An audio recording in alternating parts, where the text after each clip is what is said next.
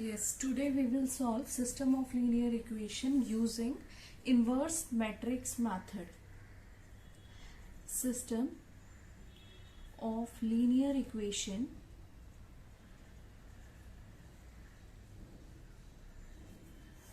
using inverse matrix method.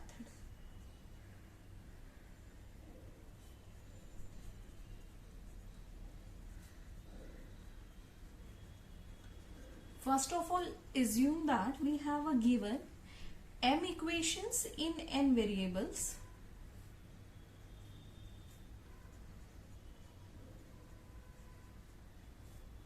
How?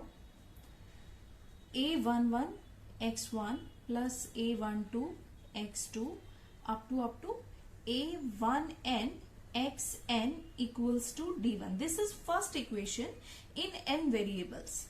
Similarly, you can have a21 x1 plus a22 x2 up to a2n xn equals to d2.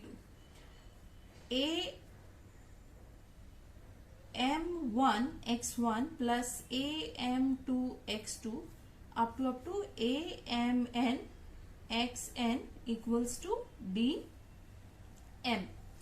So these are m equations in n variables. In matrix form we can write it as a11 a12 a1n a21 a22 a2n am1 am2 amn. This is a coefficient matrix, you can say x1 x2 xn equals to d1 d2 dm. First of all, you have to see what are the order of these matrices. This is m cross n order, this is n cross 1, this is m cross 1. We can write ax equals to b, where a stand for this coefficient matrix, x stand for variable matrix, and b stand for right hand side matrix d1 d2 dm, that are constant values. Now pre-multiply both sides by a inverse ax is equal to a inverse b. This is identity, x is equal to a inverse b. So x is equal to a inverse b. Now if order of a is m cross n, then order of a inverse is definitely n cross m. This will be n cross m matrix. This is already we have m cross 1 matrix. So they satisfy the condition of matrix multiplication, and we will get a matrix of order n cross 1, which is same as the order of the matrix x. So at the end we will have something like x1 x2 xn is equal to c1 c2 cn. From here we can say x1 is equal to c1, x2 is equal to c2, and xn is equal to cn. So this is called inverse matrix method for solving system of linear equation. A little bit in more detail, if we have x is equal to a inverse b. Now how to find a inverse? A inverse is nothing but adjoint of matrix A divided by determinant of matrix A. Now here, if determinant of matrix A is not equal to 0, then we say A inverse exists and system has unique solution. Clear? And if determinant of A is equal to 0, then we say A inverse does not exist and system may have infinite solution or no solution. So this is the case. Now if somebody don't know how we can find adjoint of A, adjoint of A is nothing but transpose of C21, C22, C2n, Cm1, Cm2, Cmn.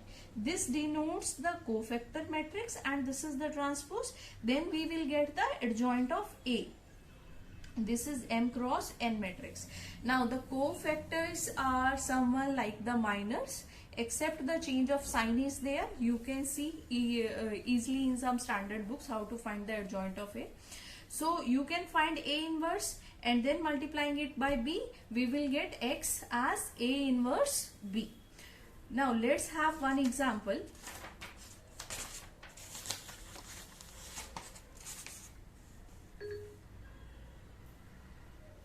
Suppose we have 3x plus 8y is equal to 5 and 4x plus 11y is equal to 7. Now this is a this is a system of two equation in two variable. So we can write it as 3, 4, 8, 11 x y equals to 5, 7. So here it is Ax is equal to B. Now clearly by matrix method we know that x is equal to A inverse B.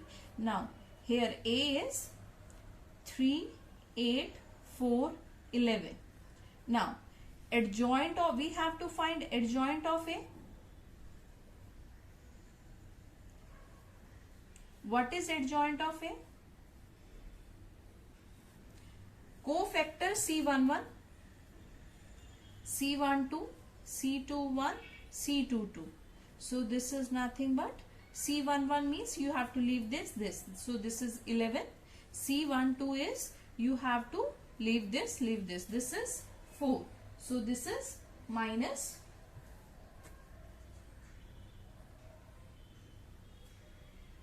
4. Again you have to find C21, leave this. So this is 8 with minus sign, and C22 is leave this. You are left with 3.